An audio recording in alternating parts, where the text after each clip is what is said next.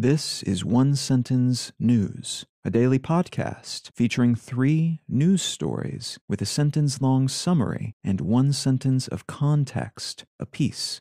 I'm Colin Wright.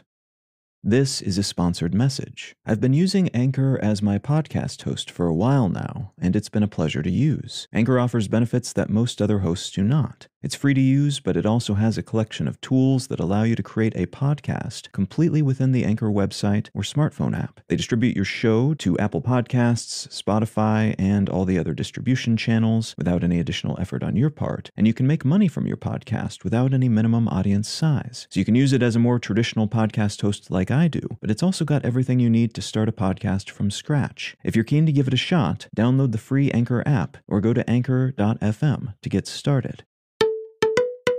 It's Monday, November 14th, 2022.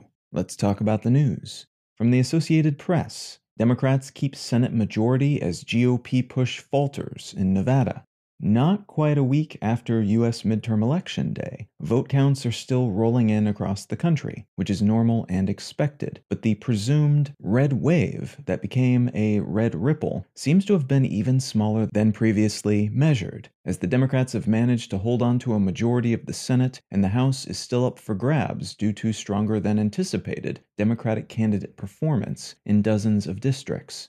It's still assumed that Republicans will take the House, though their majority is likely to be small, and there's a chance burgeoning conflicts between the Trump-backed MAGA wing of the party and the more traditional Republican establishment, predicated in large part on the latter's decision to blame Trump for these midterm losses, will make settling on a majority leader tricky if and when they do. The very brief takeaway here, though, is that the midterms went way better for the Dems than expected, even though the Republicans took several House seats and maybe the majority there, and that will influence how things shake out leading up to the 2024 presidential election.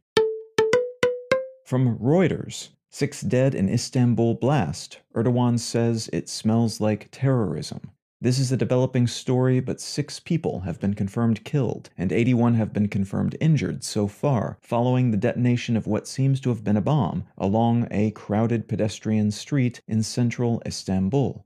No one has claimed responsibility for the blast yet, though Istanbul has been targeted by Kurdish separatists and Islamic militant groups over the past decade, so those are currently the prime suspects, based on the government's declaration that it seemed like a terrorist act, rather than some kind of accident.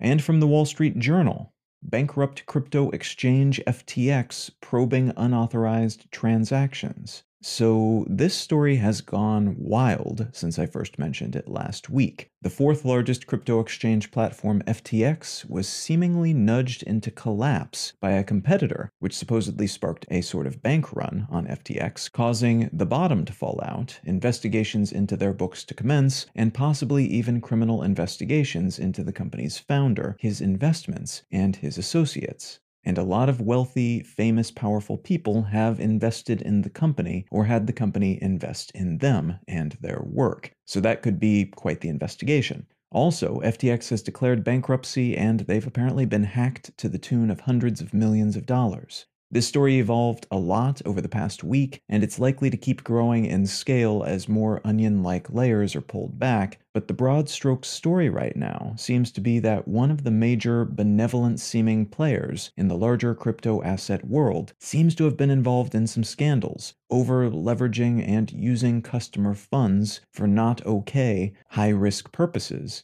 And this platform was heavily involved in all kinds of other investments, charities, and the like, which means this collapse could trigger a domino effect of other collapses throughout the financial, tech, and nonprofit worlds.